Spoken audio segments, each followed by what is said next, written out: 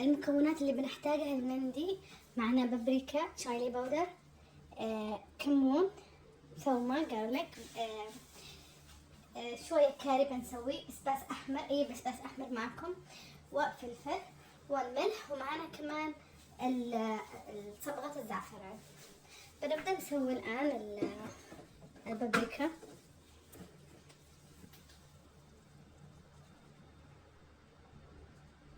بنرش، بنسوي من كل البهارات شوي.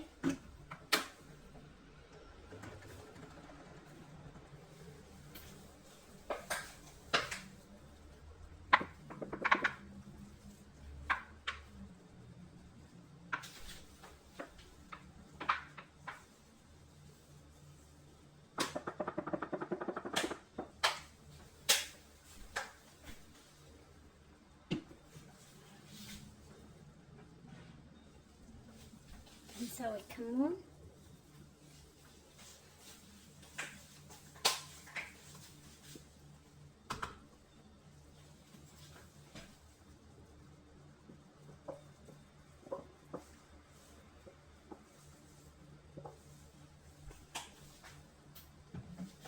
بنسوي جارليك، ثومة،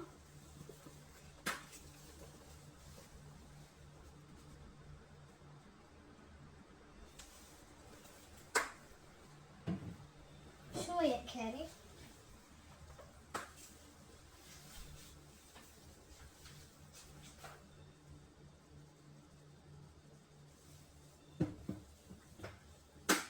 نسوي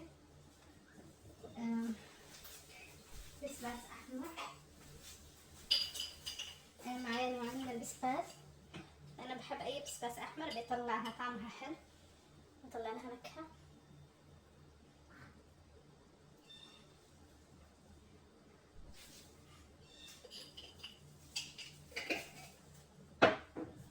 فلفل،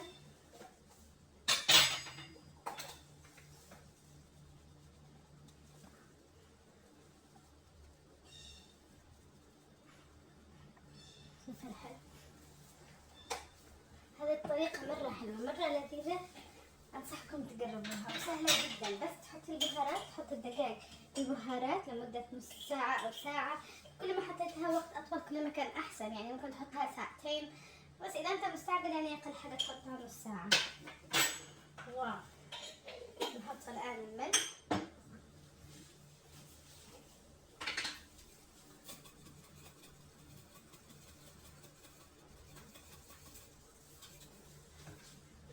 وآخر شي بنسوي اللي هي صبغة الزعفران، نحط شوية.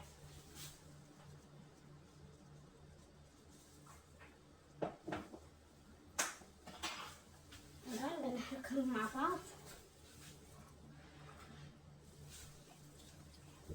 نحرك المكونات كامل، كل المكونات مع البهارات. ممكن نعمل شوية زيت زيتون، ممكن بس نحركهم كذا، كله على حسب ما احنا نشتي. اهم شي نتأكد ان البهارات اخذت كل الطعم، ان الدجاج اخذت كل البهارات، ونحطهم مع بعض.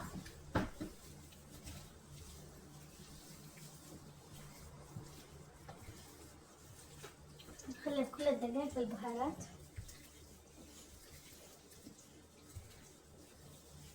والآن بحطها لمدة ساعة تتنقع مع بعض مع البهارات. بضيف شوية زيت زيتون عشان شوية دقة.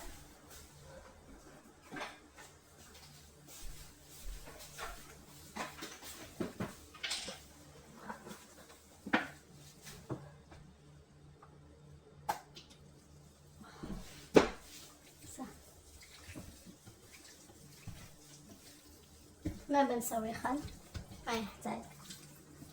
قد نقعنا الدجاجة من قبل بماء وخل، بعدين الجلد حق الدجاج علشان ما يكون الطعم قوي حق الدسومة. إذا تحبوا نكهة الدسومة ممكن تحطوها بجلدها. تمام، بنحطها كده تنقع، بعدين بنرجع نوريكم كيف الطريقة. ساعة وبنرجع نكلم أقول لكم. طيب شوفوا الآن غسلنا الرز، بنعمل فوقه بصلة بنقطعها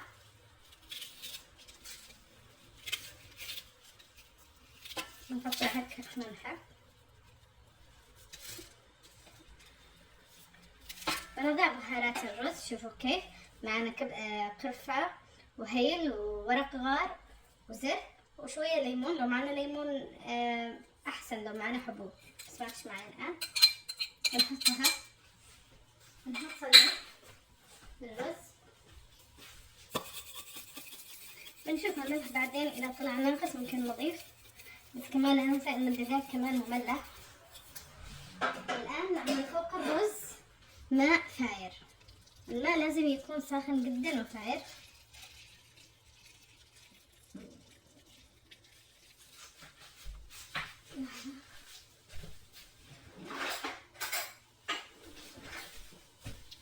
نعمل الماء الفاير، نحرك ماء الرز.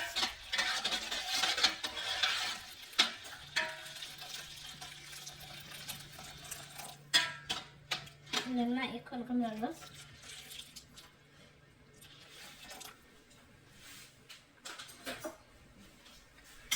اوكي، نتأكد ان الملح انه تمام. اذا ناقص الملح نضيف. الآن عملنا الملح تمام. اضفنا شوية زيت، مش شوية يعني نضيف الزيت عشان ما يكون ناقص زيت. والآن بنغطي الرز بالقشطة. كيف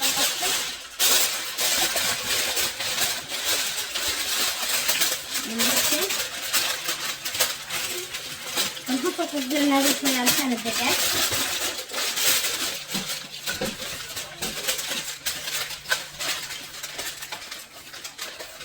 نثبت التصدير تمام لأنه بيمسك الدجاج. يعني تفضلنا جدا.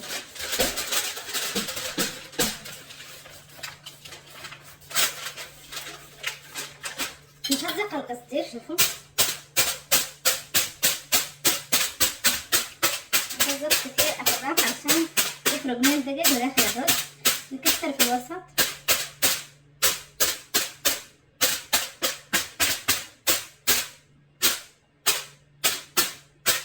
شوفوا الآن نضع الدجاج. شوفوا الدجاج طرحناهم في لون عشان ياخذوا كذا وقت يتقبلوا مع بعض.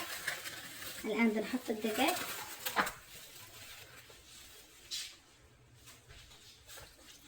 نحط القطع. شوفوا كيف.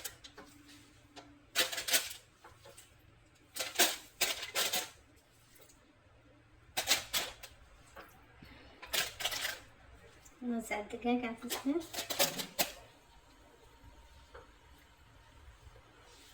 الآن نغطي الدجاج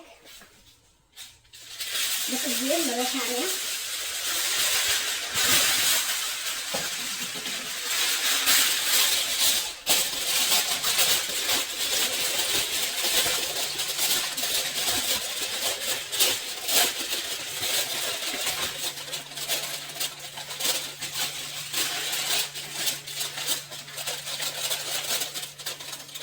كمان نفضل نغطي طبقة ثانية.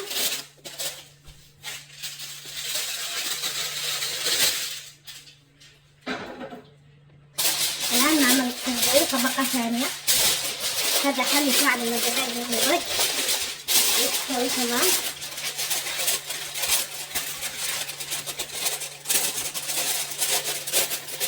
نثبت تمام.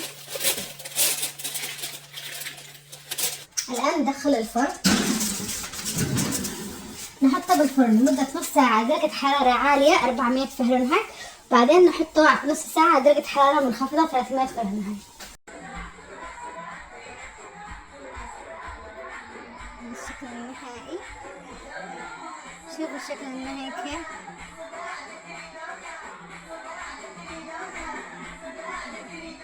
مرة شهي.